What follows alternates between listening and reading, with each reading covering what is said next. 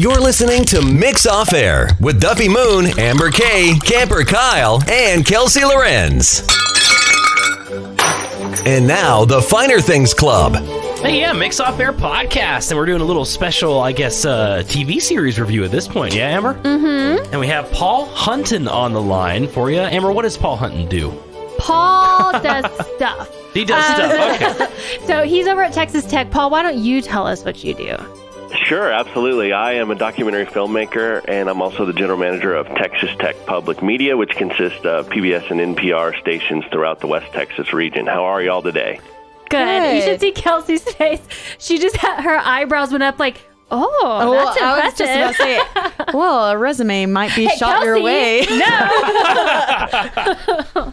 But yeah, so Paul's also a big fan of film and movies. And so we're going to talk about Disney Plus streaming just started, and they're putting out The Mandalorian, one episode every Friday, I believe. And so we're going to talk Mandalorian. And I've seen it. Kyle's seen it. Paul has seen it. I have not Kelsey seen it. Kelsey has not seen it. But so I love spoilers. Yeah, she'll be extremely helpful in Absolutely, this. Yeah, yes. I'm just here for commentary. So, Paul... I've got all the Mandalorian hot takes that you guys can handle. But Perfect. first, one thing that's really interesting about the Disney Plus model is what Amber alluded to there, that they're doing them one at a time. They're kind of taking it back. You know, Netflix sort of changed the paradigm and made us all binge watchers. And then I think Disney, and I think the Apple streaming service, too, has sort of decided they want to try to take that back a little bit and give it to us one at a time, which technically I prefer, which I don't know if that means I'm getting old and I prefer, I like the things the old-fashioned way, or that it is a better way sometimes to watch certain content. Yeah, I don't know. I know what you mean by that, Paul, because I've watched a couple TV shows recently on actual TV with I've never done that. with commercial breaks, and I'm not gonna lie, having the commercials they're kind of nice because you get a second to sip up, you get to walk away, maybe get a drink, or whatever. That's when I used to clean. And so now I get nothing done. Yeah, right. Yeah, there you go. Exactly right. And then, it gives time for conversation and for things to build. I mean, and I think Game of Thrones sort of brought that back to us a little bit. It became such a cultural event, such a water cooler moment every day for everyone to get around on Monday morning and be like, man, can you believe what happened on Game of Thrones last night? And with binging, it's like Stranger Things Season 3 on Netflix. I didn't watch it fast enough so that the conversation in our culture was already over by the time I even started it, and I was just completely left out and didn't even finish it.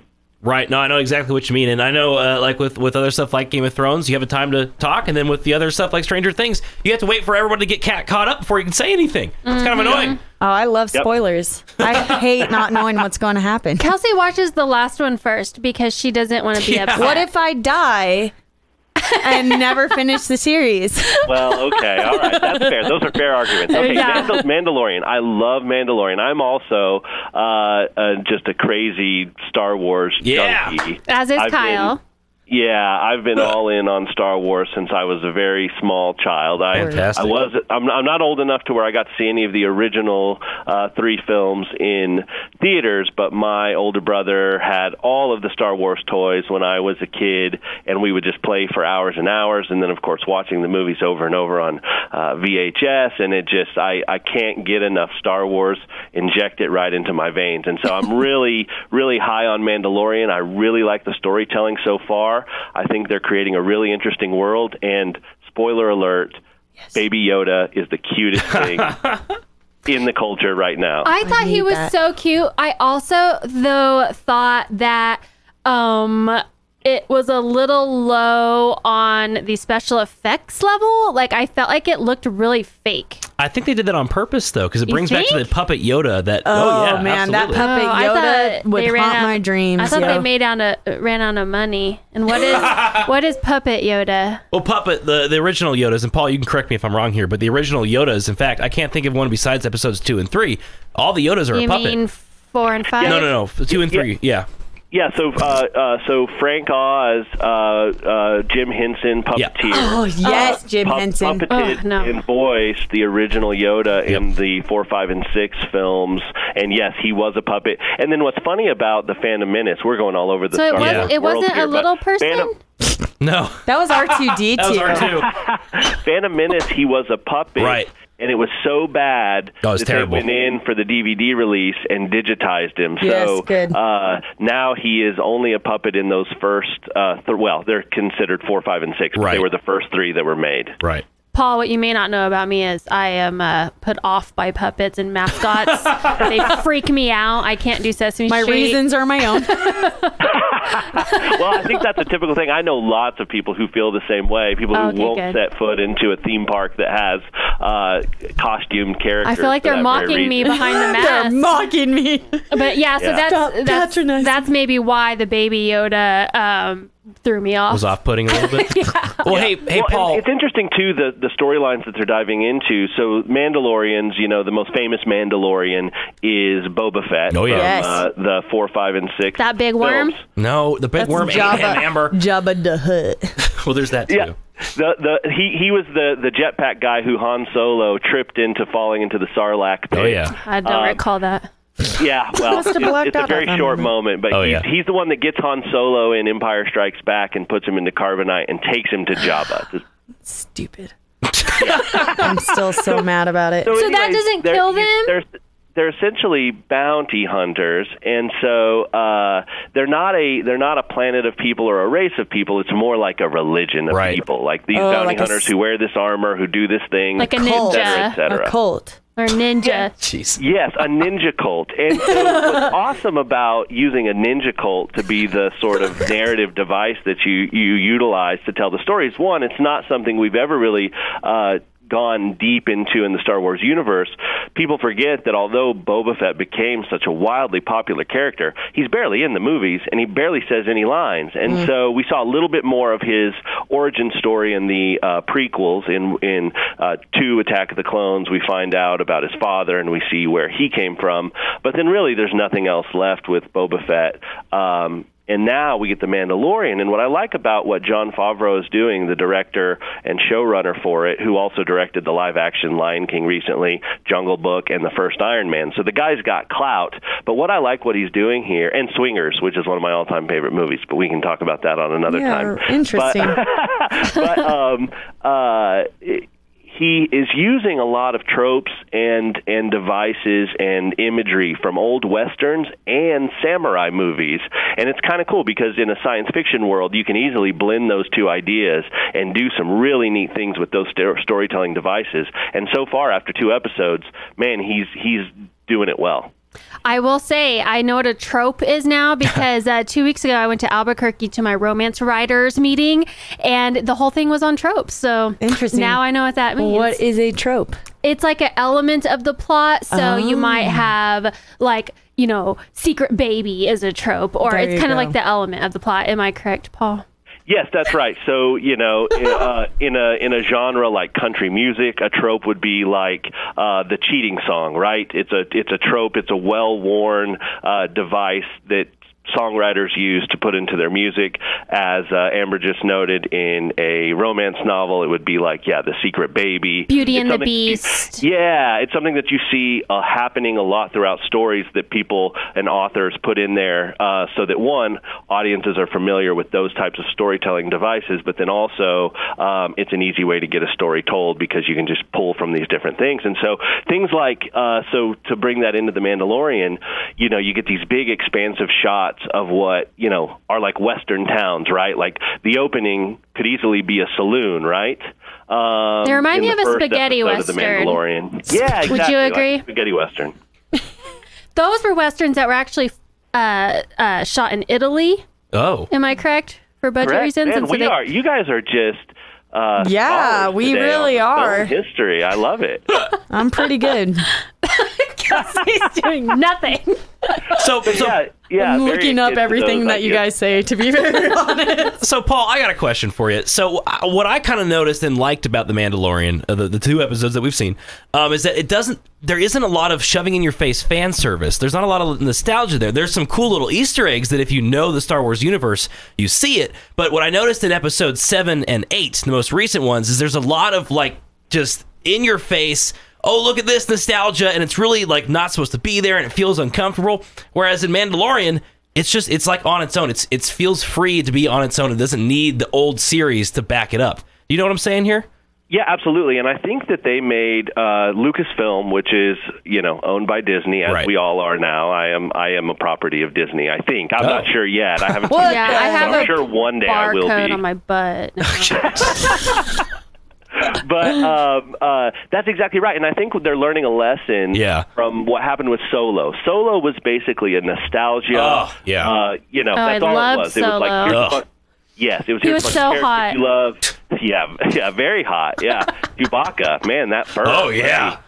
Anyway. He's my favorite. I'm not into Harry, man. I'm kind of here for it. Well, I hate to break this to you, but he's a costumed character. Oh, he's sort of like a puppet, so you may be terrified by that. He is a puppet. That is true. No wonder. But what were you saying about Solo there? So anyways, like Solo is just, they're basically trying to overwhelm us with nostalgia, and it didn't work, right? It flopped at the box office. They lost money on it. Right. They basically said, okay, we're going to stop making movies that are just these origin stories because we already know these things. Right. And so I think it was a concentrated effort to get away from that, to be like, okay, the fans have basically said they don't want just origin stories and they don't want just this nostalgia stuff. They'd like to see more stories throughout the universe. And so far, so good. I imagine maybe down the road they're going to try to connect it to some larger Star Wars plot points. But so far, I'm with you 100%. I love that it's just new and fresh and different. Yeah. I liked the robot that could shoot in every direction. Ooh, that sounds promising. But see, He that dies. was an IG-88 style droid, and what's cool about that is if you know some of the Star Wars lore, you understand what that is, but it's not flashing you in the face with, oh look, this is like the bounty hunter. Here's my problem. Okay. I think Wait I a was second. drunk during all the Star Wars movies because I've watched all of them multiple times, and I thought this Mandalorian guy was a new character. Well, he's a new character, But I thought it was like, I didn't know that was in the movies. Like, I didn't remember that. He's a new character, but he comes from a line of people who are similar in what they do and how they look. So Boba Fett looks almost exactly like him and does the same stuff, right, as a bounty hunter. But this character, this guy, is a completely new character from that, basically from that world. Is Mandalorian his name or No. what he is? It's what he is. That's it's almost like it's like being a Buddhist, except the opposite, because like you kill people. Yeah, Or exactly. like a being Jedi. I think ninja is a perfect way to say it. Yeah. Or a samurai, right? Like a samurai, traditionally obviously from the island of Japan, and they were basically warriors who followed a strict code and philosophy of life and living. Yeah. So we're That's just gonna. how you can think of a Mandalorian. We're just gonna write off the cult part, right? Is that where we're going with and this? also very cultish in a lot of ways. Will he take his helmet off? Because he sounds attractive, and I'm like, Will he take do off it? your helmet. I'm gonna look him up He right has not now. taken it off yet. Will he? So for you Game of Thrones fans, he is the Red Viper, and hopefully he won't get his eyes smushed out in this show. But it is, I can't think of his name off the top of my head, but it's the same guy who played the Red Viper who almost killed the Mountain in whatever season that was. But anyway, so he's a very handsome Pedro man. Pascal. There you go. Let me see. Wonderful. Yeah, he's that guy. Remember? Well, see, he has a little line in there where he says the Mandalorians do not take off their helmets. So I'm wondering. Well, now I'm even more upset because I just saw a picture, and I feel like the show would be much more enjoyable if he took the helmet off. He will. I think he will. It Yeah. was funny, speaking of like their codes, it was funny in episode 2, whenever they're going to parlay with the Jawas and talk about getting the stuff back so he can get his ship going again. The little, I don't know what you would call him, the Teddy little bears. The little guy that goes with him to help negotiate Right. it is like, hey, they want you to put down your guns. And he says, I can't put down my guns. Guns are my religion. And he's like, no, but really put down your guns. And he's like, okay, I'll put down fine, my I'll guns. do it. Right. So even though he has this strict code, he doesn't seem to just be completely married to the idea of letting it go when it benefits him. So I'm sure sometime in the very near future, he's going to take that helmet off.